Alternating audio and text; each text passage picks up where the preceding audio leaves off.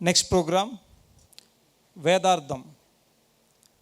వేదాలు అనేవి మన భారతీయ చరిత్రకి, మన ఆధ్యాత్మిక చరిత్రకి ఒక తలమానికం లాంటివి. వేదాల్లో ఎంతో సైన్స్ దాగి ఉంది, ఎంతో స్పిరిచువాలిటీ దాగి ఉంది.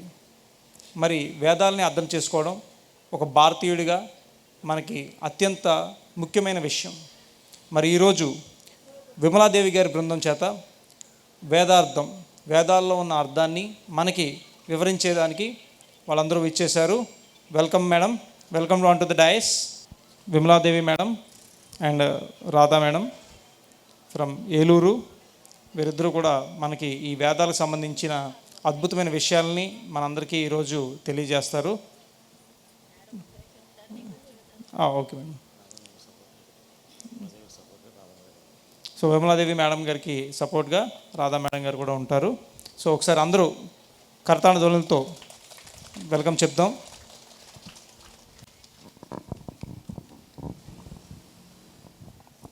సాయిరాం. ఓం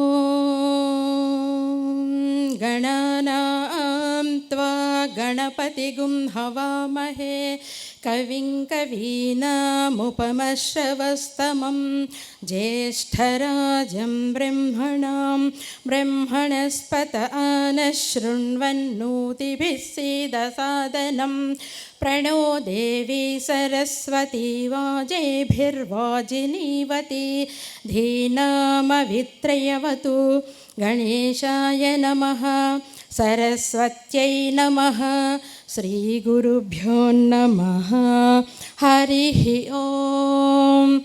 ओम शांति शांति शांतिः.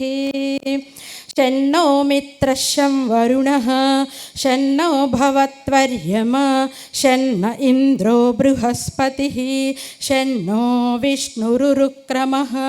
नमो ब्रह्मणे नमस्ते वायो त्वमेव प्रत्यक्षं ब्रह्मासि त्वामेव प्रत्यक्षं ब्रह्म वदिष्यामि ऋतं वदिष्यामि सत्यं वदिष्यामि.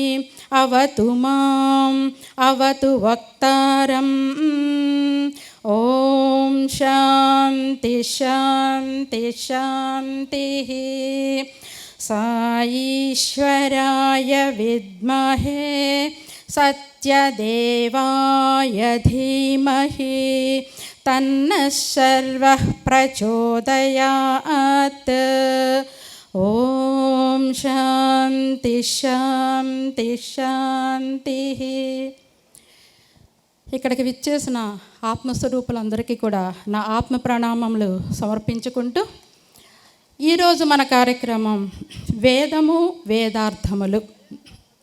మనందరికీ చదువు వేదం అనేది ఆ సృష్టిలోనే మనకి ఉద్భవించింది. ఇప్పుడు మనం అసలు వేదం అంటే ఏంటి, వేదం యొక్క అర్థం ఏంటి, దాన్ని మనం ఎందుకు చదవాలి, అర్థం వల్ల మనకు కలిగే ఉపయోగం ఏంటి, వేదానికి ధ్యానానికి ఉన్న సంబంధం ఏమిటి. ముందు మన వేదం అంటే ఏంటో తెలుసుకుందాం. వేదం అంటే తెలుసుకో అని అర్థం. మనకి ఏ విషయమైనా తెలుసుకోవాలంటే ప్రతిదానికి వేదంలో మనకు సమాధానం ఉంది. ఆయుర్వేదం కావచ్చు, ఋగ్వేదం, యజుర్వేదం, సామవేదం, అథర్వణ వేదం, ఈ రకాలుగా 4 వేదాలు మనకి అందించడం జరిగింది. మనకి ఏ సమాధానం కావాలన్నా, మనకి ఏ ప్రశ్న తలెత్తినా సరే మనకి వేదంలో మనకి సమాధానం దొరుకుతుంది. వేదం అంటే తెలుసుకో. ఇక వేదాన్ని మనం ఎందుకు చదవాలి? వేదంలో ప్రతి అక్షరము కూడా ఒక మంత్రమే. ప్రతి అక్షరానికి కూడా ఒక శబ్దం ఉంటుంది, ఒక వైబ్రేషన్ ఉంటుంది. అందుకనే రామ అనే అక్షరము 2 విడివిడి అక్షరాలు కావచ్చు, కానీ దాన్ని 2 కలిపి చదవటం వల్ల దానిలో యొక్క శబ్ద తరంగాలన్నీ కూడా ఆ వైబ్రేషన్స్ అన్నీ పాజిటివ్ వైబ్రేషన్స్గా మారి అది అందరిలోనికి ప్రవేశించి ఆ శబ్దం యొక్క ఆ వైబ్రేషన్స్ వలన మనలో మార్పులుగా జరిగి మనం చక్కటి ధ్యాన స్థితిలోనికి వెళ్ళే అవకాశం మనకి వేదాధ్యయనం వల్ల కలుగుతుంది. ఇక్కడ వేదానికి అర్థం తెలిసి చదివితే ఒక ఉపయోగం ఉంది, మనకు అర్థం తెలియకపోయినా ఆ చదువుతుంటే మనం విన్నా సరే దానివల్ల కూడా మనకి వైబ్రేషన్స్ వస్తాయి. సుస్వర సస్వరములతో దీన్ని చదవాలని మనకి వేదం చెప్తోంది. మాకు రాదు, మేము నేర్చుకోలేదు, అంత స్వరయుక్తంగా చదవలేము అనుకున్నప్పుడు మనం చదివే వాళ్ళ దగ్గర ఉండి అది విన్నా సరిపోతుంది. ఎక్కడైనా చదువుతుంటే ఆ వైబ్రేషన్స్ అన్నీ కూడా మనలో ప్రవేశించి దాని ద్వారా మనం చక్కటి ధ్యాన స్థితిలోకి వెళ్ళడానికి మనం అవకాశం ఉంటుంది. ఇవి వేదాలన్నీ కూడాను మన సృష్టితో పాటే పుట్టాయి. కానీ ఈ యుగాలు మారటం వల్ల కొన్ని వేదాలన్నీ కూడా కాలగర్భంలో కలిసిపోవటం జరిగింది. దాంట్లో కొన్ని మిగిలిన వేదాలని వేదవ్యాసుల వారు వాటిని జాగ్రత్త చేసి తన యొక్క 4 శిష్యులకి 4 వేదాలను అప్పచెప్పి ఋగ్వేదం, యజుర్వేదం, సామవేదం ఈ మూడిట్లో ఉన్నటువంటి కొన్ని అర్థాలు, కొన్ని ఉపనిషత్తులు కలిపి అధర్వమైన విధంగా చేసి దాన్ని ప్రజలకి అందించడానికి తన 4 శిష్యులకు కూడా ఆ బాధ్యతను అప్పగించారనమాట. అయితే ఈ వేదాలు అనేవి మనకి ఆ ఋషుల యొక్క తపఃఫలం. ఎందుకంటే వాళ్ళు నిద్రాహారాలు మాని తపం ఆచరించి ఆ తపస్సు ద్వారా వాళ్ళు ఒక రకమైన అద్వైత స్థితికి వెళ్ళి, ఒక ధ్యాన స్థితికి వెళ్ళి ఆ ధ్యానంలో వాళ్ళు దర్శించిన విషయాల్ని వాళ్ళు ఎంతో ఆనందంగా మనకు తెలియచేశారు. వేదంలో ధ్యానంలో వాళ్ళు దర్శించి చెప్పారు కాబట్టి వాళ్ళని ద్రష్టలు అన్నారు. స్రష్ట అంటే రాసే వాళ్ళని, కవుల్ని మనం స్రష్ట అంటాం. మనకు తెలుసు ఆటో రైటింగ్ అని మన ధ్యానంలో మనం చేస్తున్నాం. ఆటో రైటింగ్ అనేది మనకి ఆ ధ్యానంలో ఉన్నప్పుడు మనకు తెలియకుండానే మనం దాని గురించి రాసేస్తుంటాం. ఆ రకంగానే ఋషులు ఒక రకమైన ధ్యాన స్థితిలో ఈ వేదాల్ని వాళ్ళు చూడటం, దర్శించటం, దాన్ని మనందరికీ చెప్పడం జరిగింది. ఆ వేదాలనే మనం ఇప్పుడు అందరం కూడా ఆ యొక్క ఋషుల యొక్క తపఃఫలమే ఇదంతా. అంటే వేదవ్యాసుల వారు ఈ మిగిలిన వేదాలని మనకు అందించారనమాట. అందుకని ప్రతి సంవత్సరం గురు పౌర్ణమి మనం చేసుకునేటప్పుడు వ్యాస పౌర్ణమిని కూడా అంటారు. ఆ రోజు ఒకసారి ఆయన్ని మనం తలుచుకుంటే మనం ఋషి రుణాన్ని మనం తీర్చుకున్న వాళ్ళం అవుతాం. ఇప్పుడు వేదం అంటే ఏంటి తెలుసుకున్నాం, ఆ వేదాల్ని ఎందుకు పఠించాలో తెలుసుకున్నాం, వాళ్ళు ఎవరో తెచ్చారో తెలుసుకున్నాం. దానివల్ల ఉపయోగాలు ఏంటంటే దానివల్ల వచ్చే పాజిటివ్ వైబ్రేషన్స్ వల్ల మనం ధ్యాన స్థితిలోకి వెళతాం. ఇంకా వేదం గురించి అనేక విషయాలు తెలుసుకోవాలంటే వేదం అనేది ఒక మహాసముద్రం లాంటిది. వేదాలు అపౌరుషేయములు కాబట్టి మనం ఏదో ఒక సూక్తాన్ని తీసుకుని దానికి గురించిన అర్థాన్ని మనం ఇప్పుడు తెలుసుకుందాం. మనం పురుష సూక్తాన్ని తీసుకుందాం. పురుష సూక్తం మనందరికీ తెలిసింది. ప్రతి కార్యక్రమంలో కూడాను, ప్రతి యజ్ఞంలో కూడాను, మన ఇంట్లో ఏ కార్యక్రమం చేసినా సరే మనం పురుష సూక్తం చదువుకుంటూనే ఉంటాము. ఓం తచ్చయ్యోరా వృణీమహే గాతు యజ్ఞాయ గాతు యజ్ఞపతయే దైవీ స్వస్తిరస్తునః స్వస్తిర్మానుషేభ్యః ఊర్ధ్వంజిగాతు భేషజం షన్నో అస్తు ద్విపదే షంచతుష్పదే. ఇది పురుష సూక్తం యొక్క మొదటి శ్లోకం. ఇక్కడ పురుష సూక్తం అంటే మనం పురుష అనే దానికి పూర్ణత్వం అని అర్థం అనమాట. పురుష అంటే మగవాడు కాదు, కానీ ఒక పూర్ణత్వం, ఒక తేజస్సు, ఒక శక్తి. మన సృష్టి ముందు ఏమీ లేకుండా కాలింది. ఫస్ట్ ఒక పరమాత్మ మాత్రమే వచ్చాడు. ఆయన తన యొక్క అంశాల్ని, తన తేజస్సుని అంతటి కూడా ఈ విశ్వం అంతా కూడా నింపేశారు. అంటే ఆయన తర్వాత సృష్టి చేశారు. ఆ సృష్టి వల్ల విశ్వం అంతా కూడా నింపేశారనమాట. అందువల్ల పూర్ణత్వం, పూర్ణమదః పూర్ణమిదః పూర్ణాత్ పూర్ణముదచ్యతే పూర్ణస్య పూర్ణమాదాయ పూర్ణమేవావశిష్యతే అన్న. అక్కడ ఉన్నది పూర్ణమే, ఇక్కడ ఉన్నది పూర్ణమే, అంతా కలిపి పూర్ణమే. పూర్ణాన్ని పూర్ణాంతో కలిపితే మళ్ళీ మిగిలేది పూర్ణమే. ఈ రకంగా మన పూర్ణ పురుషుడైనటువంటి ఆ పరమాత్మ అక్కడ ఏ ఎనర్జీ అయితే ఉందో ఆ ఎనర్జీయే, ఆ శక్తే పరమాత్మ. అది స్త్రీ రూపంగా ధరించుకుంటే మనం ఆదిపరాశక్తి అనొచ్చు, పురుష రూపంగా మనం ఊహించుకుంటే పరమ పురుషుడు అనొచ్చు. ఎవరైనా యద్భావం తద్భవతి. మన ఊహన బట్టే మన యొక్క ఆలోచన కూడా, మన ఆలోచన బట్టే, మన దృష్టిని బట్టే మన సృష్టి కూడా ఉంటుంది. కాబట్టి ఇక్కడ తచ్చయ్యోరా వృణీమహే గాతు యజ్ఞాయ గాతు యజ్ఞపతయే దైవీ స్వస్తిరస్తునః స్వస్తిర్మానుషేభ్యః ఊర్ధ్వం జిగాతు భేషజం సన్నో విష్ణు ద్విపదే శం చతుష్పదే అని మనకి దీంట్లో ఉంది. ఇప్పుడు తచ్చయ్యోరా వృణీమహే అంటే మేము ఒక యజ్ఞాన్ని చేస్తున్నాము, ఆ యజ్ఞము సఫలీకృతం చేయమని మనం ఇక్కడ యజ్ఞ పురుషుని అడుగుతున్నాం. గాతు యజ్ఞాయ, ఈ యజ్ఞాన్ని మేము సఫలీకృతం చేసేయాలి, దానివల్ల మాకు అన్ని శుభాలు కలగాలి. గాతు యజ్ఞపతియే, ఈ యజ్ఞపతి ఎవరైతే ఉన్నారో ఆయనకు కూడా శుభాలు కలగాలి. దైవీ ఈ స్వస్తిరస్తునః, ఈ దేవతలు ఈ యజ్ఞంలో మేము సమర్పించిన హవిస్సులు తీసుకునే దేవతలందరూ కూడా మాకు అన్ని శుభాలు కలిగించాలి. స్వస్తిర్మానుషేభ్య, మనుషులు అందరికీ కూడా ఇక్కడ శుభం కలగాలి. దాని తర్వాత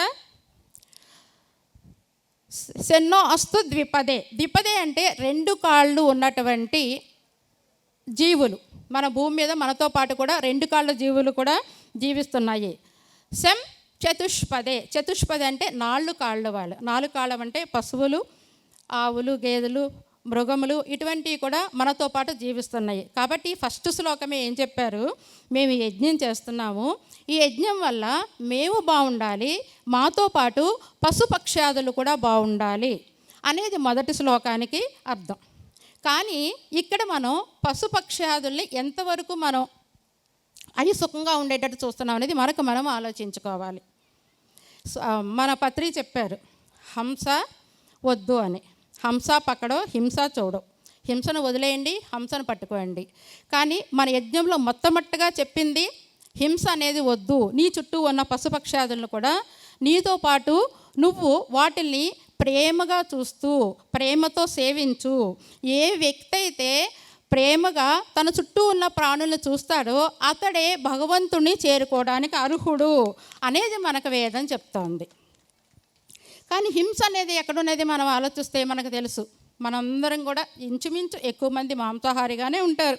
హింస అనేది మన యొక్క పనుల్లో కావచ్చు, మన యొక్క చూపుల్లో కావచ్చు, అన్నింటిలో కూడా హింస అనేది మనకి ధ్వనిస్తూనే ఉంటుంది. మనం మొదట చెప్పేది ఇక్కడ శాకాహారము. మన వేదం కూడా ఫస్ట్ శ్లోకంలో శాకాహారం గురించే మనకు బోధించింది. ఇక్కడ మనం శాకాహారిగా మారాలంటే మన చుట్టూ ఉన్న ఈ జంతుజాలం మీద మనకు ముందు ప్రేమ అనేది కలగాలి.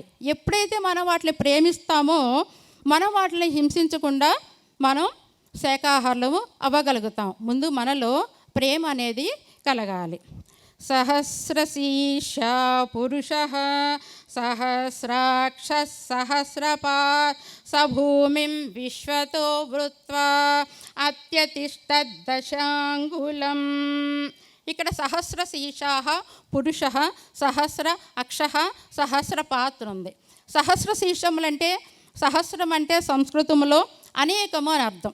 ఇక్కడ అనేకమైన తలలతో, 1000 అని కాదు, అనేకమైన తలలతో, అనేకమైన నేత్రములతో, అనేకమైన పాదములతో, సహస్రాక్ష సహస్ర సభూమి విశ్వతో వృత్వా, ఈ విశ్వాన్నంతటి కూడా ఆక్రమించున్నటువంటి ఆ పరమాత్మ అత్యతిష్టదశాంగులం అంటే ఈ విశ్వానికి ఆవల 10 అంగుళాల ఎత్తులో ఆయన ఉన్నారు. ఆ విశ్వమూర్తి ఎక్కడ ఉన్నారంటే విశ్వానికి 10 అంగుళాల ఆవల ఆయన ఉన్నారు అని ఇక్కడ మనకి వేదం చెప్తుంది. అది ఇంకో అర్థం ఏంటంటే మన హృదయాకాశంలో ఉన్నటువంటి ఈ పరమాత్మ ఆ హృదయాకాశానికి 10 అంగుళముల ఎత్తులో ఆయన ఉన్నారు అని చెప్తుంది. అదే కనుక మనం మంత్రపుష్పం మనం ఎప్పుడు ఉంటాం, మంత్రపుష్పంలో ఏం చెప్తుందంటే పద్మకోశ ప్రతీకాశగం హృదయం చాప్యదో ముఖం. ఈ భగవంతుడు ఎక్కడ ఉన్నాడు అనే దానికి మనకి మంత్రపుష్పంలో మనం ఎప్పుడు వింటూ ఉంటాం. ఆయన చెప్తున్నాడు అనంతుడైనటువంటి ఈ పరమాత్మ నీ నారాయణుడు నీ యొక్క హృదయంలో తామర మొగ్గలాగా నీ హృదయంలో ఉన్నాడు. తామర మొగ్గల అధో నిశ్చావితస్యాంతే నాభ్యాము ప్రతిష్టతి జ్వాలమాలాకులం భాతి విశ్వస్యాయతనం మహత్. ఇక్కడ మనకి విచ్చుకోకుండా ఉన్నటువంటి తామర మొగ్గ గురించి ఇక్కడ మనకి చెప్తున్నారు. తామర మొగ్గలాగా నీ హృదయంలో ఉన్నారు. మన హృదయంలో ఆయన ఎక్కడున్నారో చెప్తున్నారంటే ఇక్కడ మనకి అధోనిష్ట్యావితస్థాంతే అంటే ఇక్కడ మనకి ఈ ప్రదేశంలో గొంతు దగ్గర నుంచి మన ఇక్కడ ఇక్కడ నుంచి ఒక జాన్ ఇక్కడ పెట్టుకుంటే మళ్ళీ కింద బొడ్డు దగ్గర నుంచి ఇక్కడ ఒక జాన పెట్టుకుంటే ఈ మధ్యలో ఉన్న ప్రదేశంలో పరమాత్మ ఉన్నాడు. ఆ మధ్యలో మనకి అనాహత చక్రం అనేది ఉంది, అది అందరికీ మనకు తెలుసు. ఆ మధ్యలో పరమాత్మ అంటే తామర మొగ్గ కిందకి ఉంది, కాడ పైకి ఉంది, కాడ పైకుండి కిందకి వేలాడ తీసిన తామర మొగ్గలాగా నీ హృదయంలో ఆ పరమాత్మ ఉన్నాడు. సంతతకం శిలాభిస్తులంబత్యాకోశ సన్నిభం తస్యాంతే సుషగం సూక్ష్మం తస్మిన్ సర్వం ప్రతిష్ఠితం. సంతతకం శిలాభిస్తు అంటే ఆ తామర మొగ్గ ఏదైతే మనం తామర మొగ్గ ఉందనుకుంటున్నామో, శిలాభిస్తు అంటే దాని చుట్టూరు కూడా నరాలు, అంటే దానికి జాయింట్ చేసిన ఎన్నో నరాలతో పాటు నాడులతో ఆ తామరగా వేలాడుతూ ఉందంట. దానిలో సూక్ష్మమైన రంధ్రం ఉంది. అంటే తామర మొగ్గ కిందకి వేలాడుతూ ఉంది, ఆ మొగ్గకి పైన తామర కాడ ఉంది, ఆ తామర కాడ మీద సూక్ష్మమైన ఒక రంధ్రం ఉంది. ఆ రంధ్రంలోనే నెలకొని ఉన్నాడు ఈ పరమాత్మ అని ఇక్కడ మనకి ఈ మంత్రపుష్పంలో గల ఈ శ్లోకం చెప్తోంది. తస్య మధ్యే మహానగ్నిర్విశ్వార్చిర్విశ్వతోముఖ సోఘ్రభుగ్విభజన్ తిష్టన్నాహారమజరః కవిః. ఇలాగా ఆ తాడలతో నాడులతో ఉన్నటువంటి ఆ పరమాత్మ అన్ని దిశలా వ్యాపిస్తూ ఆ చివర ఒక రంధ్రం ఉందని చెప్పాం కదా, ఆ రంధ్రంలో నుంచి ఎంతో వెలుగుని విరజిమ్ముతూ ఆయన ప్రకాశిస్తూ ఉన్నాడంట. ఆయన్నే మనము అగ్ని అంటాం, ఆయన్నే మనము వైశ్వానరాగ్ని అంటాము. అంటే దీనినే మనం ప్రాణంతో పోలుస్తాం. దీంట్లో నుంచే మనం తీసుకున్న ఆహారం అంతా కూడా లోపలికి వెళ్ళి అది జీర్ణం కాబడి మన శరీరంలో అనేక భాగాలకి అది రసముగా జరుగుతుంది. ఆ అగ్ని, ఆ వైశ్వానరాగ్నిని తిర్యగోర్ధ్వమదస్యాయీరస్మయస్య సంతత సంతాపయతి స్వం దేహమాపాదతలమస్తకః తస్య మధ్యే వన్హి శిఖా అనీయోధ్యా వ్యవస్థితః. ఇప్పుడు ఆ ప్రాణం యొక్క కిరణాలు అడ్డదిడ్డంగా ఊర్ధ్వంగా పైకి ఇటుపక్కకి మొత్తం కూడా వ్యాపించి ఉన్నాయంట. దాంట్లో నుంచి వచ్చే వేడి మన యొక్క పాదానికి బొటన వ్రేలు దగ్గర నుంచి కూడా తల వరకు, సహస్రారం వరకు కూడా, అంటే మాడు భాగం వరకు కూడా అగ్ని మనకి వేడిని పుట్టిస్తూ ఉంది. అదే మనలో ఉన్నటువంటి అగ్ని, అదే మనకి ప్రాణం. ఆ వేడే కనుక లేకపోతే శరీరం చల్లబడిపోతుంది. అప్పుడు మనిషి శవంతో సమానం. అంటే లోపల శ్వాస, ఆ శ్వాసే ప్రాణం. శ్వాస ఉంటే కనుక మనం ప్రాణి అంటాము, శ్వాస లేకపోతే శవం అంటాము. తర్వాత తస్య శిఖాయా మధ్యే పరమాత్మ వ్యవస్థితః.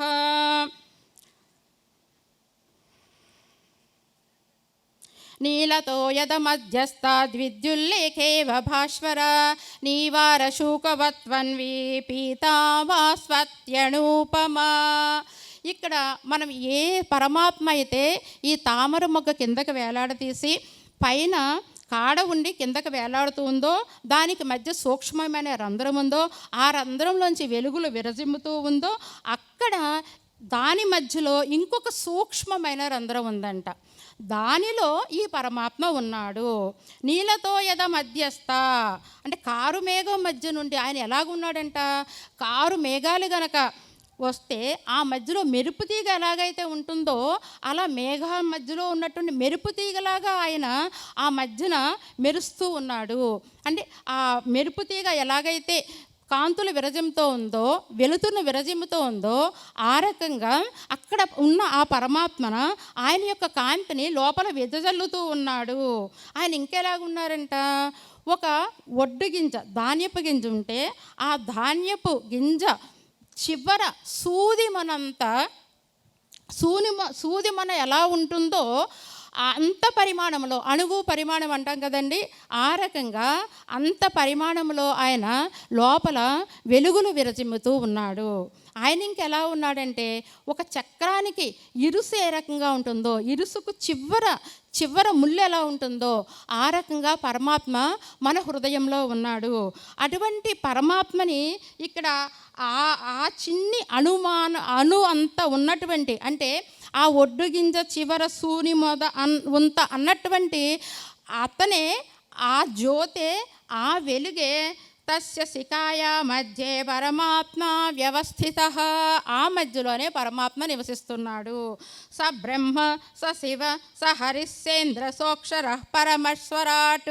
ఆయనే బ్రహ్మ, ఆయనవే విష్ణుడు, ఆయనే మహాశివుడు. ఇటువంటి ఆయన్ని మనం కనుక దర్శించుకోవాలంటే కేవలం ఒక ధ్యానం ద్వారానే అది మనకు సాధ్యమవుతుంది. మనలో ఉన్నటువంటి ఆ పరమాత్మ దర్శనం మనం చేయాలంటే, ఇటువంటి అనుభూతిని మనం పొందాలంటే వేదం మాత్రం కేవలం ఆయన యొక్క ఉనికిని తెలియచేస్తుంది కానీ పరమాత్మని వేదం చూపించదు. కానీ మనం ధ్యానం ద్వారా ఈ వేదంలో ఉన్నటువంటివన్నీ మనం తెలుసుకుని, అర్థాలు తెలుసుకుని, దాని ద్వారా మనం ఆ పరమాత్మ దర్శనాన్ని చెయ్యాలి. ఈ వేదాన్ని చదువుకుని దాని అర్థంతో సహా కనుక మనం తెలుసుకున్నట్టయితే ఆ పరమాత్మ మనలో ఎక్కడున్నాడో మనకు వేదం చెప్పింది. ఆ పరమాత్మని మనలో మనం దర్శించుకోవచ్చు. పురుషం సహస్రశీర్షం పురుషం సహస్రాక్ష సహస్రపాత్ స భూమిం విసుతో వృత్వ అత్యతిష్ట దశాంగులం అని మనం చెప్పుకున్నాం. అంటే అనేకమైన శిరస్సులతో ఉన్నాడు, అనేకమైన నేత్రాలతో ఉన్నాడు, అనేకమైన పాదాలతో ఉన్నాడు. ఆయనే ఈ భూమండలంతా విశ్వమంతా కూడా వ్యాపించి ఉన్నాడు. అంత విశ్వమంతా వ్యాపించాలని ఎక్కడ ఉన్నాడా అంటే ఈ హృదయాకాశంలో ఉన్నాడు. అంటే ఇక్కడ మనం విశ్వరూప సందర్శనలాగా శ్రీకృష్ణుని మనం తెలుసుకోకూడదు. ఇక్కడ ఆయన ఎలాగున్నాడంటే మనందరిలోనూ ఆయన వ్యాపించి ఉన్నాడు. ఆయన కేవలం ఒక జ్యోతి స్వరూపుడే. ఆయన శక్తి మనలో వ్యాపించి ఉంది. కాబట్టి ఇదంతా కూడా విశ్వరూప సందర్శనమే. ఇక్కడ మీ అందరూ శిరస్సులు, ఇక్కడ ఎంతమంది ఉంటే అన్ని వేల శిరస్సులు, అన్ని నేత్రాలు, అన్ని పాదాలు, విశ్వరూప సందర్శనం అది మనకి ఇక్కడే తెలుస్తుంది. ఇక్కడ ఎంతమంది ఉంటే అందరిలోనూ ఆ పరమాత్మ యొక్క శక్తి దాగి ఉంది. పరమాత్మ అంటే ఇక్కడ ఒక ఎనర్జీ అనుకోవచ్చు, మనం ఒక శక్తి అనుకోవచ్చు. అది అందరిలోనూ ప్రవేశపెట్టబడి ఉంది. ఫస్ట్ పరమాత్మ ఒక్కడే ఉన్నాడంట. ఉన్న తర్వాత ఆయనకు సృష్టి చేయాలనే సంకల్పం కలిగింది. సంకల్పం కలిగిన వెంటనే ఆయన తన యొక్క శరీరంలో నుంచి, తన యొక్క తేజస్సు నుంచి బ్రహ్మను సృష్టించాడు. పురుష ఏ వేదగం సర్వం యద్భూతయ్యచ్చ భవ్యం ఉతామృతత్వస్యేసానః యదన్నేనాతిరోహతి. ఈ పురుషుడు సర్వము కూడా ఈయనే. ఆయన ఒక పురుషుడిగా చూడకూడదు, ఆయన ఒక శక్తి అనమాట. ఈయనకి భూత భవిష్యత్ వర్తమాన కాలాలు అనేవి లేవు. ఆయన ఈ కాలాలకే అతీతుడు. అటువంటి ఆ పరమాత్మను కనుక మనం శరణ పెడితే మనము కూడా కాలాతీతుడిగా అవ్వచ్చు. ఆయనే మనకి ఈ స్థితి నుండి ఉన్నతస్థితికి మనం తీసుకెళ్ళి, అంతకన్నా ఉత్తమ స్థితికి తీసుకెళ్ళి మనకి అమృతత్వాన్ని కలిగించే అమృత తుల్యంగా మనల్ని చేయగల శక్తి ఆ పరమాత్మకే ఉంది. కాబట్టి మనం ఆయన్ని శరణవేడాలి. ఏతావానస్య మహిమా అతో జ్యాయాగస్య పూరుషః పాదోస్య విశ్వభూతాని త్రిపాదస్యామృతం దివి. ఆయన యొక్క మహిమని మనం తెలుసుకోలేము. ఎందువల్లంటే అతో జ్యాయాగస్య పురుష పాదోస్య విశ్వభూతాన్ని, ఆయన్ని ఒకటిగా మనం లెక్క పెట్టుకుంటే 1/4 మాత్రమే ఈ విశ్వం అంతగా మనం చూడగలుగుతున్నాము. 3/4 త్రిపాదస్యామృతం దివండి. 3/4 మాత్రం అది పైనున్న దివ్య లోకాల్లో ఆ పరమాత్మ దగ్గరే ఉంది. మనం ఎంతో గొప్పగా చెప్పుకునే ఈ సృష్టి అంతా కూడా 1/4 మాత్రమే. మిగతా 3/4 కూడా అది ఊర్ధ్వలోకాల్లో ఉన్నటువంటి ఆ పరమాత్మ దగ్గరే ఉంది.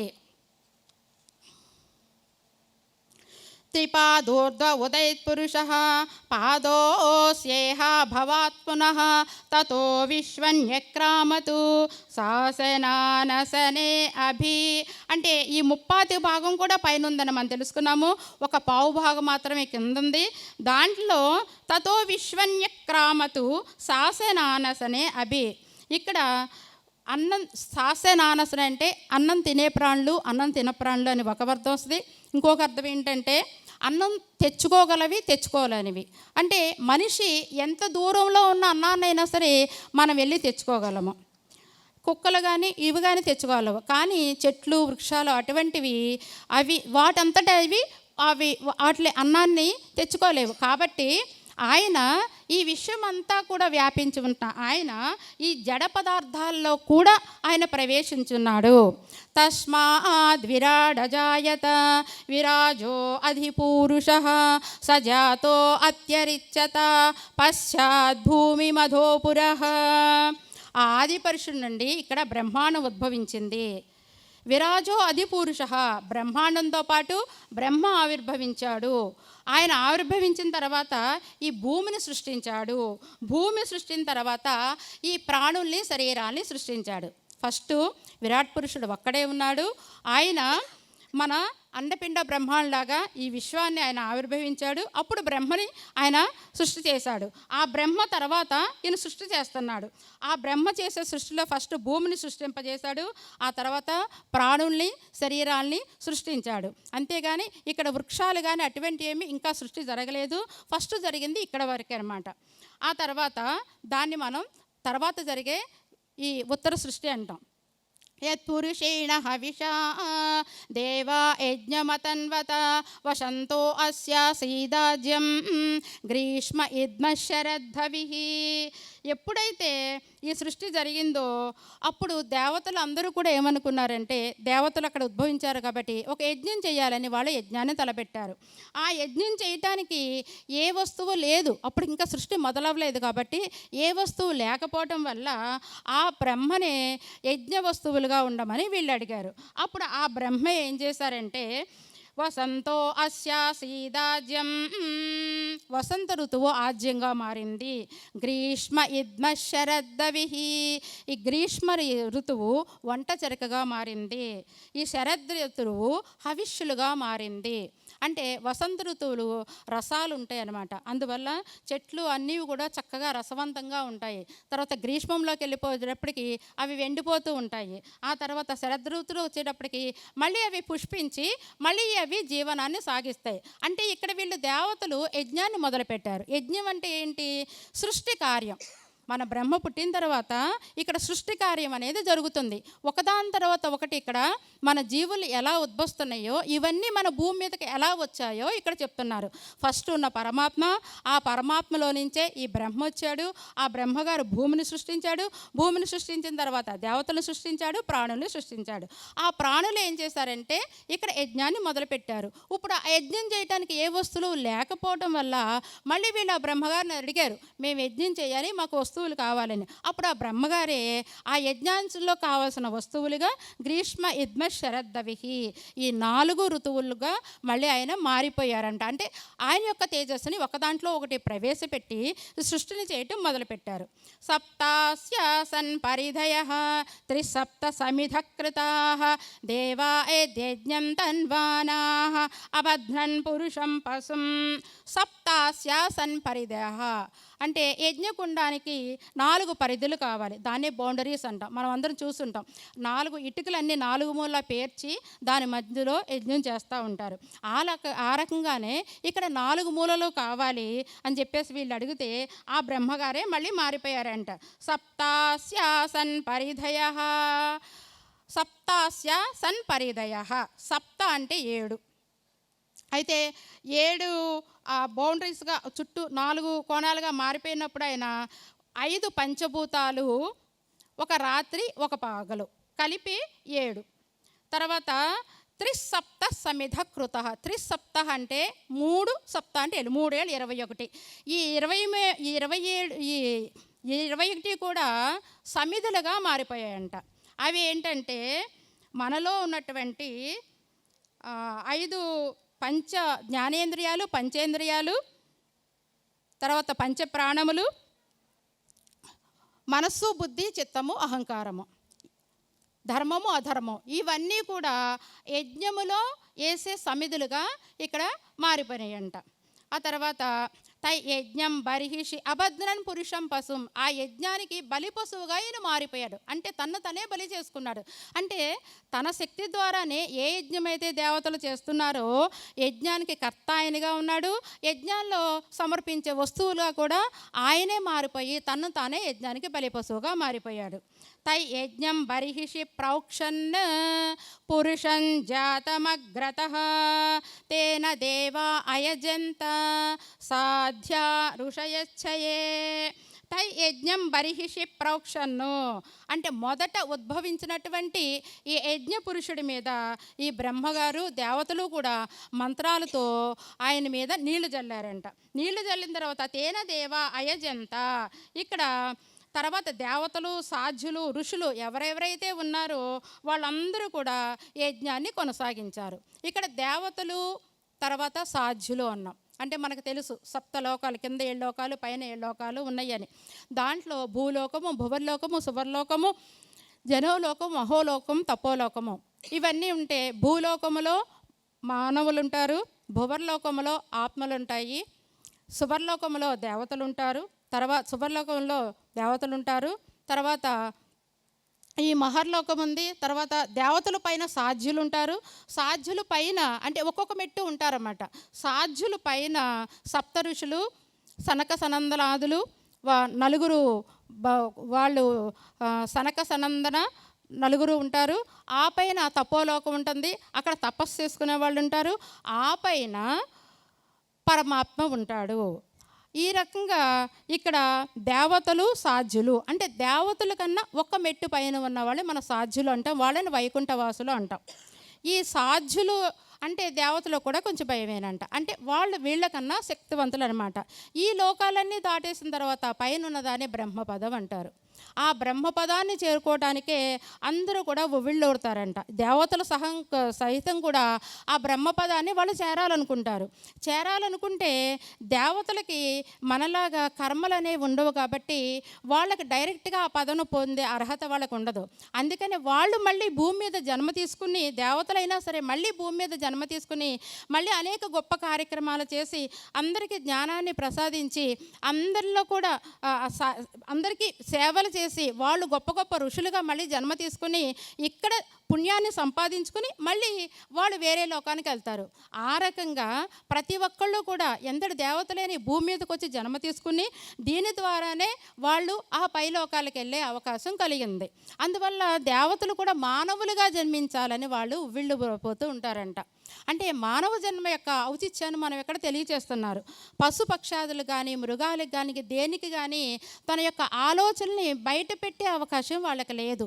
అవి మాట్లాడలేవు, తన యొక్క అంతరంగంలో ఉన్న ఎవరితోనూ పంచుకోలేవు. అవి ఉన్న స్థితి నుండి ఉన్న స్థితికి వెళ్ళలేవు. కానీ ఒక్క మానవుడు మాత్రమే తను ఉన్న స్థితి నుంచి ఉన్నత స్థితికి వెళ్ళగలడు, ఆ తర్వాత ఉత్తమ స్థితికి వెళ్ళగలడు. తానే భగవంతుడు అని తెలుసుకొని ఆ భగవంతుల్లో ఈయన కలిసి మోక్షాన్ని ఈయన సాధించగలడు. అటువంటి ఈ మానవ జన్మ యొక్క పరమార్థాన్ని మనం అందరూ కూడా తెలుసుకొని ఈ జన్మను మనం సార్థకం చేసుకోవాలి. ఈ సార్థకం చేసుకోవాలంటే మనందరం కూడా చివరి మెట్లోనే ఉన్నాం. ధ్యానం అనే చివరి మెట్లో ఉన్నాము. ఎప్పుడైతే ధ్యానం అనే చివరి మెట్లో ఉన్నామో మనకి ఇటువంటి అవగాహన అనేది మనకు పూర్తిగా ఏర్పడుతుంది. ఆ అవగాహన వల్ల మనలో మార్పు వస్తుంది, మన గుణాల్లో మార్పు వస్తుంది. మన గుణాల్లో మార్పు రావడం వల్ల మన చుట్టుపక్కల ఉన్న ప్రాణులందరినీ కూడా మనం చాలా ప్రేమగా చూస్తూ జీవహింస అనే దాన్ని మనం చేయకుండా ఉంటాం. ఎప్పుడైతే జీవహింసను వదిలేస్తామో అప్పుడే మన బుద్ధుల్లో తేడా కనపడుతుంది.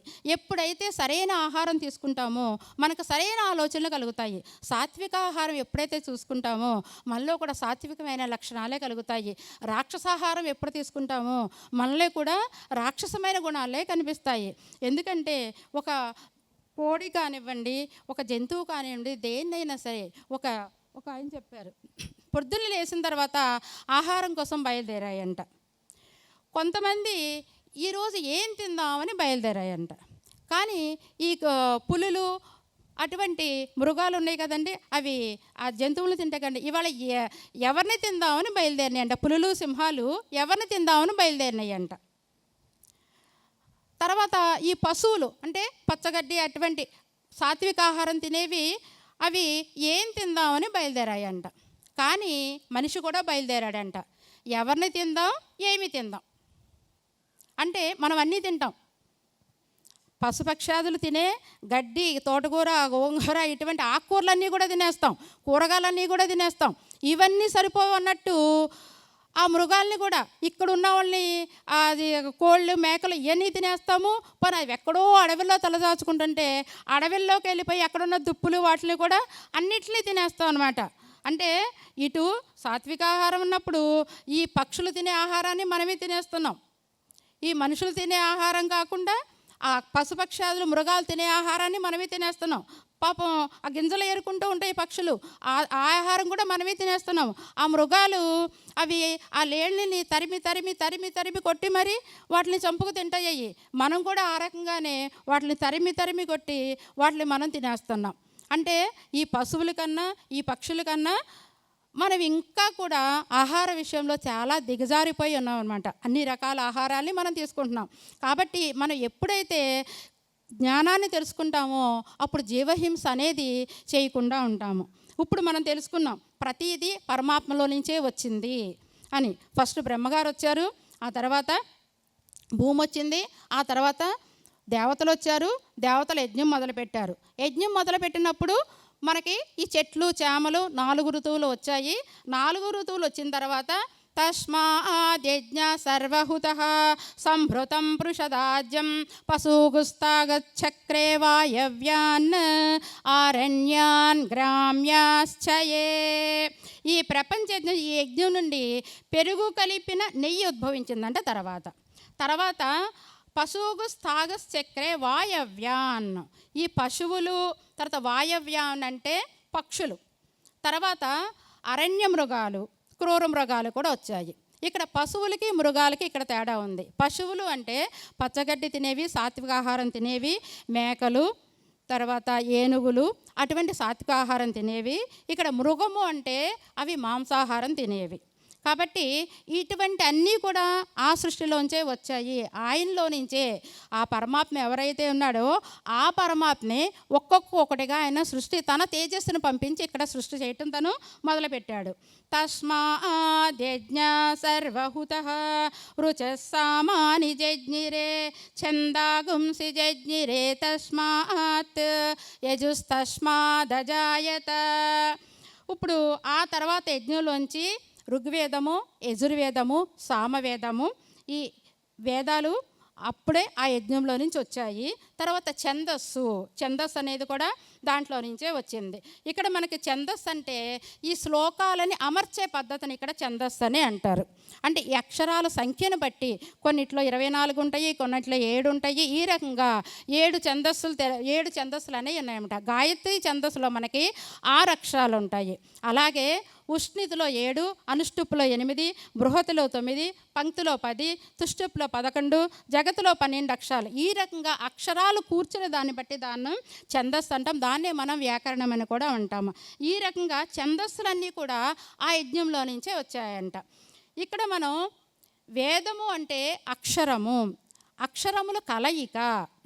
ప్రతి అక్షరానికి ఒక శక్తి ఉంది. అక్షరాలని కలిస్తేనే అదొక మంత్రంగా రూపొందుతుంది. ఆ మంత్రాలని కలిస్తేనే ఒక శ్లోకం అంటాము. వేదములో ఆ శ్లోకాల్ని మనం రుక్కులు అంటాము. అంటే అక్షరాల కలయికే వేదము. అంటే శబ్దం యొక్క వైబ్రేషనే వేదము. తస్మాచందాగుంసి జజ్ఞిరే తస్మాత్ యజుస్తస్మాదజాయత. తర్వాత యజుర్వేదం కూడా ఈ దాంట్లో నుంచి మనకి ఉద్భవించాయి. తస్మాదశ్వ అజాయంత. ఆ తర్వాత అశ్వం అంటే గుర్రములు వచ్చాయంట దాంట్లో నుంచి. ఏకేచో భయాదత అంటే ఒకవైపు దంతముల వరుస గల జంతువులు వచ్చాయి. తర్వాత 2 వైపు దంతములు గల జంతువులు, పశువులు కూడా దాంట్లో నుంచి ఉద్భవించాయి. గావోహ జజ్ఞిరే తస్మాత్. ఇక్కడ గోవులు మొదలగు పశువులు కూడా ఆ యజ్ఞంలో నుంచే వచ్చాయి. తస్మాజాత అజావయ. ఇక్కడ అజావయ అంటే గొర్రెలు కూడా ఆ యజ్ఞంలో నుంచే వచ్చాయి. యత్పురుషం వ్యధతు కతిధా వ్యకల్పయన్ ముఖం కిమస్య కౌ బాహు కావూరు పాదా ఉచ్యేతే. యత్పురుషం వ్యధదు. ఆ తర్వాత వీళ్ళందరూ కూడా చాలా ఆలోచించారు. తర్వాత మనిషిని సృష్టించాలి. ఇప్పటి వరకు మనిషి సృష్టి జరగలేదు.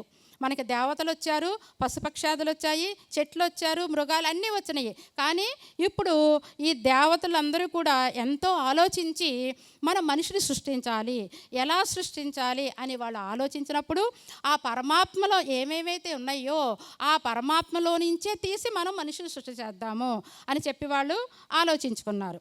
ఆలోచించుకుని బ్రాహ్మణోస్య ముఖమాసీత్ బాహూరాజన్యకృతః ఊరు తదస్య యద్వైశ్యః పభ్యాగం శూద్రో అజాయత. ఇప్పుడు ఆయన శిరస్సు నుంచి బ్రాహ్మణులు వచ్చారు. ఆయన యొక్క బాహు రాజన్యకృత అంటే ఆయన యొక్క బాహువుల నుంచి రాజువులు వచ్చారు, ఆయన యొక్క ఊరువుల నుంచి వైశ్యులు వచ్చారు, ఆయన యొక్క పాదాల నుంచి శూద్రులు వచ్చారు. అంటే ఇక్కడ మనకి కనిపించే అర్థం ఏంటంటే, దీంట్లో ఉన్న గూఢార్థం కూడా మనం తెలుసుకోవాలి. ఇక్కడ శిరస్సు అంటే ఆయన యొక్క తెలివితేటలు, మేధస్సును అందరినీ కలిపి ఒక వర్గంగా తయారు చేశారు. ఆ వర్గానికి ఆయన ఏం చెప్పారు? మీకు జ్ఞానాన్ని ఇస్తున్నాను, మేధస్సుని ఇస్తున్నాను, మీకు వేదాల పరిజ్ఞానాన్ని ఇస్తున్నాను, దీన్నంతా తెలుసుకుని మీరు ప్రజలకి జ్ఞానాన్ని తెలియచేసి మంచి మార్గంలో పెట్టండి అని మేధస్సును అంతా కూడా ఒక వర్గంలో పెట్టి, మీరు బ్రాహ్మణత్వం అంటే బ్రహ్మజ్ఞానం కలిగిన వాళ్ళనే బ్రాహ్మలు అంటారు. ఇక్కడ మీరు బ్రహ్మజ్ఞానాన్ని కలిగి ఆ బ్రహ్మజ్ఞానాన్ని అందరికీ తెలియచేయండి అని ఒక వర్గాన్ని ఆయన సృష్టించాడు. ఆ వర్గాన్ని బ్రాహ్మణులు అని అంటున్నారు. కానీ ఇక్కడ ఆయన ఎక్కడ కులాల పేరు ఆయన ఎక్కడ ఎత్తలేదు. అది కులాలు కాదు, ఒక వర్గము. తన మేధాశక్తిని అంతా ఒక వర్గంలో పెట్టారు. రెండోది ఆయన యొక్క భుజబలాన్నంతా కలిపి ఇంకో వర్గంలో పెట్టారు. వాళ్ళని ఏం చెప్పారు? మీరు అందరినీ కాపాడండి, మీ భుజబలంతో ఈ ప్రజలందరినీ కాపాడండి అని చెప్పి ఇంకో వర్గాన్ని ఆయన విభజించాడు. బాహురాజన్యకృత అన్నారు. ఆయన బాహువుల్లోంచి ఒక శక్తిని తీసి వాళ్ళని ఇంకొక వర్గంగా విభజించారు. ఊరు తదస్య అద్వైశ్య, ఇక్కడ వైశ్యులు అంటే వ్యాపారులు, మీరు వ్యాపారాలు చేసి వ్యాపార దక్షతతో ఈ ప్రజలందరినీ కాపాడండి, ప్రజలందరికీ సహాయం చేయండి అని చెప్పి ఈ మనిషికి సహాయంగా, ఈ తర్వాత జరిగే సృష్టికి సహాయంగా వీళ్ళు ఒక వర్గంగా పెట్టారు. తర్వాత పద్భ్యాగం శూద్రో అజాయత, శూద్రులు వీళ్ళ ముగ్గురికి కావాల్సిన పనులన్నీ చేయటం కోసం, అంటే పొలాలు పండించడం కోసం, కాయ కష్టం చేయటం కోసం, మిగతా కార్యక్రమాలన్నీ చేయటం కోసం ఇంకో వర్గాన్ని ఇక్కడ విభజించారు. అలాగ 4 వర్గాలుగా విభజించారు తప్ప ఇక్కడ కులాలకు కానీ మతాలకు కానీ ఇక్కడ ప్రాముఖ్యత ఇవ్వలేదు. అంటే ఆయన యొక్క తలలో ఉన్న జ్ఞానాన్ని అంత ఒక వర్గంగాను, ఆయన యొక్క భుజంలో ఉన్న జ్ఞానాన్ని అంత ఇంకొక వర్గంగాను, ఆయన ఊరువుల్లో ఉన్న జ్ఞానాన్ని అంత ఇంకొక వర్గం కానీ, ఆయన పాదాల్లో ఉన్న శక్తిని అంతా ఇంకొక వర్గం. అంటే పాదాలు భూమి మీద నిలబడాలంటే మనకి పాదాలే ముఖ్యం. ఆ తర్వాత మన స్ట్రైట్గా నిలబడాలంటే మన ఊరువులు ముఖ్యం. ఆ తర్వాత మన భుజాలు ముఖ్యం. ఆ తర్వాత మన శిరస్సు ముఖ్యం. ఈ 4 వర్గాలుగా ఆయన విభజించి నలుగురిని ప్రజలకు సేవ చేయటం కోసమే ఆయన ఒక మానవుడిని రూపొందించాడు. ఇప్పుడు చంద్రమా మనసో జాతః, ఆ చంద్రుణ్ణి మనస్సుగా చేశాడు. అంటే ఆ పరమాత్మలో ఉన్న చంద్రుణ్ణి ఇక్కడ మనసుగా చేశారు. చక్షో సూర్యో అజాయత, ఆ పరమాత్మ యొక్క నేత్రాల్ని ఇక్కడ సూర్యుడిగా చేశారు. ముఖాదింద్రశ్చాగ్నిశ్చ, ఆయన ముఖంలోంచి ఇంద్రుడు అగ్ని కూడా ఉద్భవించారు. ప్రాణాద్వాయురజాయత, ఆయన యొక్క ప్రాణాన్నే ఇక్కడ వాయువుగా పెట్టారు. అంటే ప్రాణమన్నా వాయువన్న ఒకటే. ఆయన యొక్క ప్రాణమే మనకి శ్వాసగా ఆయన ఈ రకంగా ఆయన ఒక మనిషిని సృష్టించాడనమాట. నాభ్యా ఆసీదంతరిక్షం, ఆయన యొక్క నాభిలో నుంచి అంతరిక్షాన్ని సృష్టించాడు. శీష్ణోద్యో సమవర్తత, ఆ శిరస్సు పైభాగం ఉంది కదా, అది దేవలోకంగా ఆయన సృష్టి చేశాడు. పద్భ్యాం భూమి శ్రిత శ్రోత్రాత్, తన పాదాల్లోంచి భూమిని చేశాడు. తన చెవుల్లో నుంచి దిక్కులన్నింటినీ కూడా ఆయన సృష్టించాడు. తథా లోకాగం అకల్పయన్, ఈ రకంగా ఆయన లోకాన్ని సృష్టి చేశాడు. వేదాహమేతం పురుషం మహాంతం ఆదిత్యవర్ణం సమసస్తు పారే సర్వాణి రూపాణి విచిత్య ధీరః నామాని కృత్వాభివదన్ యదాస్తే. ఈ రకంగా భగవంతుని ఏం చేశాడంటే, ఈ సృష్టి అంతా చేసిన తర్వాత వీళ్ళందరికీ కూడా ఒక్కొక్క దానికి ఒక్కొక్క రూపాన్ని ఇచ్చాడు. సృష్టి చేసిన ప్రతి దానికి ఒక రూపాన్ని ఇచ్చాడు. సృష్టి చేసిన ప్రతి రూపానికి ఒక నామాన్ని ఇచ్చాడు. ఈ రకంగా ప్రతి ఒక చీమ దగ్గర నుంచి బ్రహ్మ వరకు కూడా ప్రతిదానికి ఒక పేరుంది, ఒక ఆకారం ఉంది. ఒకదానికి కూడా సంబంధం లేదు. ఏ ఇద్దరు మనుషులు కూడా ఒకలా ఉండరు. ఇటువంటి అద్భుతమైన సృష్టి చేసి ఆయన ప్రతిదానికి ఒక రూపాన్ని ఇచ్చాడు, ప్రతిదానికి ఒక పేరు ఇచ్చాడు. ఆ రకంగా మనకి 33 కోట్ల మంది దేవతలు ఉన్నారు. ఒక ఇంగ్లీష్ వాడు అడిగాడంట, ఏంటయ్యా భారతీయులు మీకు ఏమైనా పిచ్చా, 33 కోట్ల మంది దేవతలు అంటే వాళ్ళు ఎక్కడి నుంచి వచ్చారని. అప్పుడు స్వామి చెప్పారనమాట, 33 కోట్ల దేవతలు కాదయ్యా, వాళ్ళందరూ 33 వర్గాల వాళ్ళు. ఇప్పుడు చీమకు వర్గం, తేలకు వర్గం, పిల్లకు వర్గం, జంతు వర్గం, ఇటువంటి 33 వర్గాలవి 33 కోట్ల వర్గాలు మాలో ఉన్నాయని మేము చెప్తున్నాము. అదంతా కూడా భగవంతుడి సృష్టి, అదంతా కూడా భగవంతుడిలోంచి వచ్చింది అని చెప్పాం. కానీ 33 కోట్ల దేవతలని మీరు అది విడిగా చూడకూడదు. అని దానికి వేదంలో ఉన్న అంతరార్థాన్ని మనం తెలుసుకోవాలి.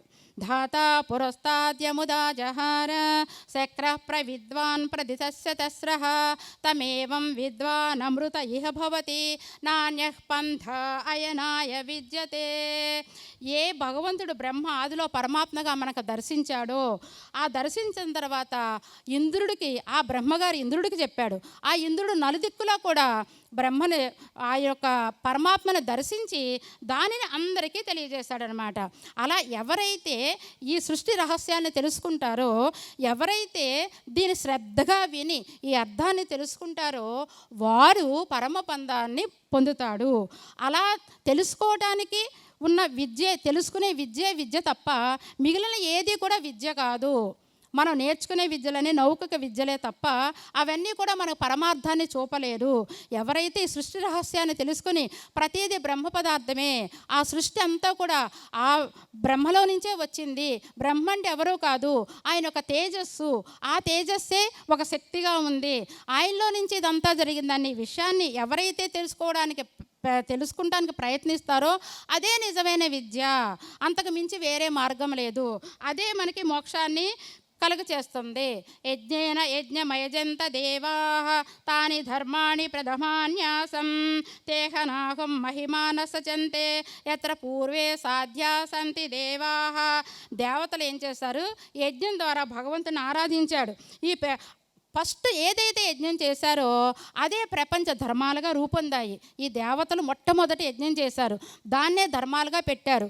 ఆ యజ్ఞాన్ని తర్వాత వచ్చిన మానవులందరూ కూడా ఆ యజ్ఞాన్ని చేసినట్లయితే వీళ్ళు ఆ పరమపదాన్ని పొందుతారు. ఎవరైతే ఈ దేవతలు చేసిన యజ్ఞాన్ని చేస్తారో వాళ్ళు మళ్ళీ ఆ దేవతలు ఉన్న లోకాలకే చేరతారు అని మనకి ఇక్కడ వేదం చెబుతోంది. అభ్యసంభూత పృథివ్యైరసాచ విశ్వకర్మణ సమవర్తతాధి తస్య త్వష్టా విదధద్రూపమేతి తత్పురుషస్య విశ్వమాజానమగ్రే. అంటే అభ్య సంభూత అంటే నీటి నుండి, భూసారం నుండి కూడా ఈ ప్రపంచం ఉద్భవించింది. ప్రపంచాన్ని సృష్టించిన భగవంతుడి నుండి శ్రేష్ఠుడైనటువంటి బ్రహ్మ ఉద్భవించాడు. ఆ బ్రహ్మ నుంచి కూడా ఈ 14 లోకాలు ఉద్భవించాయి. ఈ 14 లోకాలు కూడా ఆ బ్రహ్మ యొక్క సృష్టే. నువ్వు నేను అను తేడా లేదు. ఎవరైతే ఈ సత్యాన్ని తెలుసుకుంటాడో వాడు అహమాత్మ బ్రహ్మ, నేనే బ్రహ్మనని సత్యాన్ని ఎప్పుడైతే తెలుసుకుంటాడో వాడు చక్కగా ధ్యానం చేసి ఆ ధ్యానం ద్వారా తనలో ఉన్నట్టు పరమాత్మను దర్శించుకొని ఆ పరమాత్మ దర్శనానికి ఈ యొక్క వేదార్థాలనేవి మనకి ఎంతగానో ఉపయోగపడతాయి. దాని ద్వారా మనం ధ్యానం చేయటం వల్ల, ఇంకా అర్థం తెలుసుకుని మనం ధ్యానం చేయటం వల్ల ఇంకా దానిలో మనం ఎక్కువగా లీనం అవ్వగలుగుతాము. అలా లీనమయ్యి ఒక తాదాత్మ్య స్థితికి మనము చేరుకుంటాము. ఇక్కడ వేదం చెప్పేది ఏంటంటే, మీరు పరోపకారార్థం ఇదం శరీరం.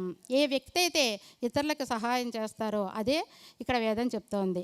ఆ సహాయం కూడాను నిష్కల్మషంగా, ఎటువంటి ప్రతిఫలాక్ష లేకుండా సేవనే ఎవరైతే చేస్తారో వారే ఈ పరమపురుషుని చేరుకుంటారు, ఆ పరమాత్మని చేరుకుంటారు అని ఇక్కడ మనకి వేదం చెప్తోంది. వేదంలో అనేక అర్థాలు ఉంటాయి. మనకి సమయానికి తగ్గినట్టు మనం చెప్పేదాన్ని బట్టి మనం అర్థాన్ని తీసుకోవాలి. ఇక్కడ యజ్ఞం అని చెప్పారు. యజ్ఞం అంటే మనం ఇక్కడ 3 రకాలుగా మనం యజ్ఞం చేసుకోవచ్చు. ఒకటి, ఇప్పుడు చెప్పినట్టు యజ్ఞకుండాన్ని ఏర్పాటు చేసుకుని దాంట్లో సమిధులు వేసి మనం ఒక రకంగా యజ్ఞం చేసుకుని యజ్ఞ పురుషుని ఆరాధన చేసి ఆ యజ్ఞంలో వేసిన ఈ సమిధులన్నీ కూడాను అగ్నిదేవుడు వాటిలన్నిటిని కూడా తీసుకుని పచనం చేసి దాని యొక్క సారాన్ని తీసుకెళ్ళి దేవతలందరికీ కూడా ఆయన ఇస్తారు. ఇప్పుడు అగ్నిదేవుడు ఎవరంటే ఒక పోస్ట్ మ్యాన్ లాగా అనమాట. మనం ఏ మంత్రం అయితే చెప్తున్నామో, ఓం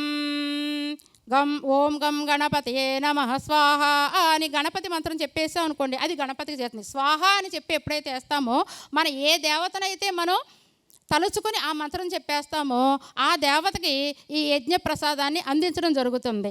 ఆ రకంగా ప్రతి మంత్రం చెప్పడం వల్ల మనం ఏ దేవతనైతే లక్ష్మీనారాయణాభ్యం స్వాహ అన్నాం అనుకోండి, లక్ష్మీనారాయణ జరుగుతుంది. అలాగా మనం ఏ మంత్రం అయితే చెప్పేస్తున్నామో ఆ మంత్రం ద్వారా అగ్నిదేవుడు దాన్ని తీసుకుని దాన్ని పచనం చేసి దానిని దేవతలకి అందిస్తారు. అందువల్ల ఇక్కడ అగ్నిదేవుడు ఒక పోస్ట్ మ్యాన్ లాగా మనకి కనిపిస్తారు. కానీ అగ్ని కూడా ఈ బ్రహ్మ పదార్థమే. ఇక బ్రహ్మ చేసేవాడే మొత్తం కూడా. అలాగే మనకు ఆ యజ్ఞే కాకుండా మనం భోజనం చేసేటప్పుడు ఒక శ్లోకం చదువుతాం. బ్రహ్మార్పణం బ్రహ్మహవిః బ్రహ్మాగ్నో బ్రహ్మణాహుతం బ్రహ్మైవ తేన గంతవ్యం బ్రహ్మకర్మ సమాధినా అహం వైశ్వానరో భూత్వా ప్రాణినాం దేహమాశ్రితః ప్రాణాపాన సమాయుక్తః పచామ్యన్నం చతుర్విధం. బ్రహ్మార్పణం బ్రహ్మహవిః బ్రహ్మాగ్నో బ్రహ్మణాహుతం. మనం తెలుసుకున్న అంతా బ్రహ్మ పదార్థమే అని. బ్రహ్మ పదార్థం అంటే ఏంటి ఇప్పుడు మనకు అర్థమైంది. ఆ బ్రహ్మకే మనం అర్పణ చేస్తున్నాం. బ్రహ్మ హవిః, ఆ బ్రహ్మే హవిస్సుగా వచ్చాడు కాబట్టి మళ్ళీ దాన్నే మళ్ళీ అర్పణగా చేస్తున్నాం. బ్రహ్మాగ్నో, ఇక్కడ అగ్ని కూడా ఆ బ్రహ్మే కాబట్టి ఆయనకే మళ్ళీ ఇదంతా అర్పణ చేస్తున్నాం. బ్రహ్మణాహుతం, ఈ హుతం ఈ సమిధులన్నీ కూడా ఆయనకే, అన్ని స్వరూపాలు ఆయనటువంటివి ఆయనకే, మళ్ళీ యజ్ఞ స్వరూపుడు కూడా ఆయనే కాబట్టి ఆయనకే ఇవన్నీ కూడా మనం అర్పణ చేస్తున్నాం. చేసిన వెంటనే ఆయన మన లోపలే ఉండే ఆయన ఏమంటారంట అంటే మనలో కూడా వైశ్వానరాగ్ని పేరులో ఆయన ఉన్నాడు. అహం వైశ్వానరో భూత్వా ప్రాణినాం దేహమాశ్రిత. నేను వైశ్వానరుడు అనే పేరుతో నీలోనే, అంటే భూతములనంటే ప్రాణులను ఆశ్రయించున్నాను, నీలోనే ఉండి నువ్వు పచనం చేసిన ఆహారాన్నంతా నేను తీసుకుంటున్నాను అని మనలో ఉన్నటువంటి అగ్నికి మనం ఎప్పుడైతే ఈ ఆహారాన్ని మనం తీసుకుంటాము, మనలో ఉన్న ఈ అగ్ని దాన్ని పచనం చేసి మనలో ఉన్న వివిధ శరీర భాగాలకి అది అందిస్తుంది. అహం వైశ్వానరో భూత్వా ప్రాణినాం దేహమాశ్రితః ప్రాణాపాన సమాయుక్తః పచామ్యన్నం చతుర్విధం.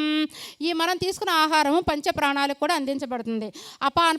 ప్రాణము అపానం ఎప్పుడైతే సమానంగా మనం తీసుకుంటామో అది మన ఆజ్ఞాచక్రంలో చేరి మనం ఒక రకమైన ఆధ్యాత్మిక స్థితిలోకి వెళ్ళటానికి మనకు అవకాశం ఉంటుంది. మనం తీసుకునే ఆహారం దాన్ని పచనం చేసి మన లోపల ఉన్న వైశ్వానుడు అనే అగ్ని దాన్ని పచనం చేసి మన శరీరంలో ఉన్న వివిధ దేవతలకు కూడా దాన్ని అందిస్తున్నాడు. అంటే బయట ఏ యజ్ఞం అయితే జరుగుతుందో ఆ యజ్ఞం మనలోనూ జరుగుతుంది. బయట ఏ అగ్ని ఉందో ఆ అగ్ని మనలోనూ ఉంది. బయట ఎలాగైతే అగ్నిదేవుడు దేవతలందరికీ దీన్ని పంపిస్తుంటే వాళ్ళు సంతోషించి వర్షం కురిపించి మన కోరికలు తీరుస్తున్నారో, మనలో ఉన్నటువంటి ఈ అగ్నిదేవుడు కూడా ఆహార రూపంలో మనం ఇచ్చినట్లయితే అది శక్తిగా మారి మనకు కూడా మన లోపల ఉన్న మన పరమాత్మ కూడా మన లోపల ఇంద్రియాలు కూడా ఆహారంగా చేరి మన లోపల ఈ అగ్ని అనేది కూడా మన లోపల ఉంది. అందుకని మనం మన లోపల అగ్ని ఉంది కాబట్టి మన లోపలే యజ్ఞం జరుగుతుంది కాబట్టి మనం ఎటువంటి ఆహారం తీసుకోవాలి? మన యజ్ఞం జరిగేటప్పుడు చక్కగా తలస్నానం చేసి చక్కగా ఆవు నెయ్యితో కలిపిన అన్ని శుద్ధమైన ఆహారం వేస్తాం, కానీ మాంసాహారం మనం వేయం కదా. మరి మన లోపలే ఉన్న అగ్నికి మనం ఎటువంటి ఆహారం వేయాలి? మన సాత్విక ఆహారాన్ని మనం అగ్నికి మనం అందించాలి. సాత్విక ఆహారం అంటే మన పెద్దలు చెప్తారు, ఒక భోజనం చేసే ముందు మొదటి ముద్ద ఆవు నెయ్యితో తీసుకోండి, అది రోజు కూడా మీరు యజ్ఞ కార్యం చేసినట్టు అని. అంటే ఇక్కడ 3 రకాలుగా వేదం చెప్తుందన్నమాట. బాహ్యంగా జరిగే యజ్ఞం ఒకటి, నీలో జరిగే మనకి సూర్యుడి ద్వారా దైవపరంగా జరిగే యజ్ఞం ఒకటి, నీలో జరిగే యజ్ఞం ఒకటి. ఇప్పుడు మనం బయట జరిగే యజ్ఞంలో ఆహారం ఎలా పచనమవుతుందో తెలుసుకున్నాం, మనలో జరిగే యజ్ఞంలో ఆహారం ఎలా పచనమవుతుందో తెలుసుకున్నాం. ఇప్పుడు సూర్యుడి ద్వారా దైవపరంగా యజ్ఞం ఎలా జరుగుతుంది? మనం ఈ యజ్ఞాలేమి చేయలేనప్పుడు మనం సూర్యుడికి ఎదురుగుండా నిలబడి ఆయన్ని కూడా మనం ఆరాధన చేసుకోవచ్చు. అంటే ఇన్ని పూజలు చేయకపోయినా ఆయనకి ఎదురుగుండా నుంచుని గాయత్రి మనం చెప్పుకోవచ్చు. ఓం భూర్భువస్సువః తస్సవితుర్వరేణ్యం భర్గో దేవస్య ధీమహి ధియో యో నః ప్రచోదయాత్.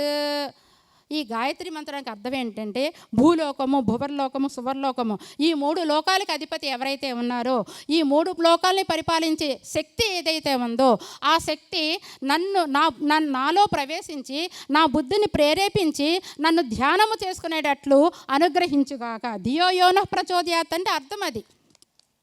ఆ శక్తి ఏదైతే ఉందో నాలో ప్రవేశించి నా బుద్ధిని వికసింపజేయాలి. నాకు మంచి బుద్ధి కావాలి. ఆ మంచి బుద్ధి ఎప్పుడైతే కలుగుతుందో, మన బుద్ధి ఎప్పుడైతే వికసిస్తుందో మనం సన్మార్గం వైపు నడుస్తాము, సజ్జనులతో సాంగత్యం చేస్తాము. అటువంటి ధ్యానాన్ని నాకు అందించమని, ధ్యానం చేసే పరిస్థితులు మనకు కల్పించమని ఇక్కడ మనం సూర్యుడిని అడుగుతున్నాం. సూర్యుడిని ఎందుకు అడుగుతున్నామంటే సూర్యుడి నుంచి వేదాలు వచ్చాయని మనకు శాస్త్రం చెప్తోంది. ఇక్కడ మనం అగ్నిదేవుడి నుంచి వేదాలు వచ్చాయని చెప్పాం, కానీ అగ్ని అన్నా సూర్యుడైనా ఒకటే. ఆకాశంలో సూర్యుడు ఉన్నాడు. ఆ సూర్యుడి కాంతికి, సూర్యుడి కిరణాలన్నీ కూడా భూమి మీద పడినప్పుడు ప్రతి దాంట్లో కూడా సూర్యుడు ఉన్నాడు. మనిషిలో కూడా అగ్ని ఉంది, రాళ్ళల్లో కూడా అగ్ని ఉంది. అది పూర్వకాలంలో ఏం చేసేవారు, రాయి కూడా రాపిడి చేస్తే అప్పుడు అగ్ని పుట్టేది, కర్రతో రాపిడి చేస్తే అగ్ని పుట్టేది. ఆ రకంగా కూడా మనలో కూడా చెయ్యి రాపిడి చేస్తే మనకు అగ్ని పుడుతుంది. అలాగే ఆకాశంలో ఏ అగ్ని అయితే ఉందో ఆ అగ్ని మనలో ఉంది. అయితే ఫస్ట్ బ్రహ్మ సృష్టి చేయాలనుకున్నప్పుడంట ఒకసారి హఠాత్తుగా తనలో నుంచి ఓంకారం పలికిందంట. ఆయన అనుకోలేదంట. సృష్టి చేయాలని తలంపు రాగానే తనలో నుంచి ఓం అనే శబ్దం వచ్చిందంట. అది ఎలా వచ్చిందంటే అకార ఉకార మకారంలోంచి ఆ శబ్దం వచ్చిందంట. వచ్చి ఒక్కొక్క శబ్దము ఒక్కొక్క వెలుగుని పుంజుకున్నాయంట. అకారానికి ఒక శక్తి, ఉకారానికి ఒక శక్తి, మకారానికి ఒక శక్తి వచ్చి అందులోంచి అక్షరాలన్నీ వచ్చినాయంట. ప్రతి అక్షరానికి కూడా ఒక్కొక్క వైబ్రేషన్ వచ్చిందంట, ఒక్కొక్క వెలుగు వచ్చిందా. ఆ వెలుగంతా కూడా రౌండ్గా గిరగిర తిరుగుతూ పెద్ద వెలుగు ఏర్పడిందంట. ఆ వెలుగే సూర్యమండలము. ఆ వెలుగులో నుంచి అప్పుడు వినపడిన అక్షరాలే వేద మంత్రాలు. కాబట్టి ఓంకారంలో నుంచి వేదం వచ్చింది, వేదంలో నుంచి సూర్యుడు వచ్చాడు. మళ్ళీ ఆ ఉద్భవించిన అక్షరాలన్నీ కూడా ఆ వెలుతుల్లో కలిసిపోయాయంట. అంటే ఇప్పుడు ఓంకారంలో నుంచి అక్షరాలు వచ్చాయి, అదే వేదము. ఆ వేదంలో నుంచి సూర్యుడు వచ్చాడు. మళ్ళీ ఈ వచ్చిన అక్షరాలన్నీ కూడా సూర్యుడిలో కలిసిపోయాయి. అంటే ఇక్కడ సూర్యుడన్నా వేదాలన్నా ఒకటే. సూర్యుడు వేదాలు మనకు కావాలంటే మన సూర్యుని ఆరాధన చేయటం వల్ల మన ఆ వేద జ్ఞానాన్ని పొందవచ్చు. అందుకే మనం ఉదయం లేసా సూర్యుడిని అడుగుతాము, సూర్యుడు భగవాన్ నాకు వేదార్థాలు తెలుసుకునే శక్తి కల్పించు, నా బుద్ధిని వికసింపచేసి అని మనం ఎప్పుడు అడుగుతాం. ఇక్కడ ప్రతిదానికి ఒక పద్మాన్ని మనం తీసుకుంటాం. పద్మాన్ని ఎందుకు తీసుకుంటామంటే ప్రతి దాంట్లో దేవుళ్ళందరూ పద్మంలోనే కూర్చుంటారు. ఎందుకంటే ఆ పద్మం అంట వికసించే శక్తిని కలిగి ఉంటుంది. అంటే సూర్యకిరణం పడగానే పద్మం వికసిస్తుంది. మిగతా పువ్వులన్నీ కూడా వికసిస్తాయి, కానీ ఒక్కొక్క టైంకి వికసిస్తాయి. కానీ ఈ పద్మం మాత్రం సూర్యకిరణం పడగానే ఆ చెరువులో ఉన్న పద్మాలన్నీ కూడా విచ్చుకుంటాయి.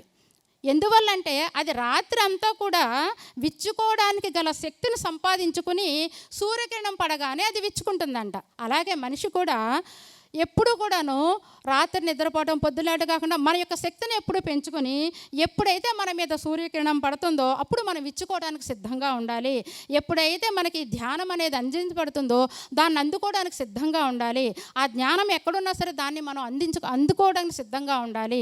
ఆ పద్మం వికసించినట్టు మనం కూడా వికసించాలని మన షట్చక్రాల్లో ప్రతిదీ పద్మంతో పోలుస్తారు. మన లోపల ఉన్నటువంటి ప్రతి చక్రము ఒక్కొక్క పద్మం, సహస్రార కమలం అంటాము. ఈ రకంగా ప్రతి దాన్ని కూడా పద్మంతో, పుష్పంతో అన్నిట్లో పోల్చడానికి ప్రతిదానికి వెనకాల ఒక పరమార్థం ఉంటుంది. కాబట్టి అందరూ కూడా వేదాలు నేర్చుకోవట్లేదు, మాకు కుదరదు అనుకున్న వాళ్ళు కనీసం వినే ప్రయత్నం చేయండి, అర్థాలు తెలిసే ప్రయత్నం చేయండి. అంటే ఈ కొంచెం సమయంలో ఇంకా పూర్తిగా అర్థం చెప్పడం కుదరదు కాబట్టి మనకి ఈ సమయాన్ని బట్టి కొంచెమైనా మీకు అందించడం జరిగింది. నాకు ఈ అవకాశం ఇచ్చిన అందరికీ కూడా కృతజ్ఞతలు తెలుపుకుంటూ అందరికీ సాయిరాం.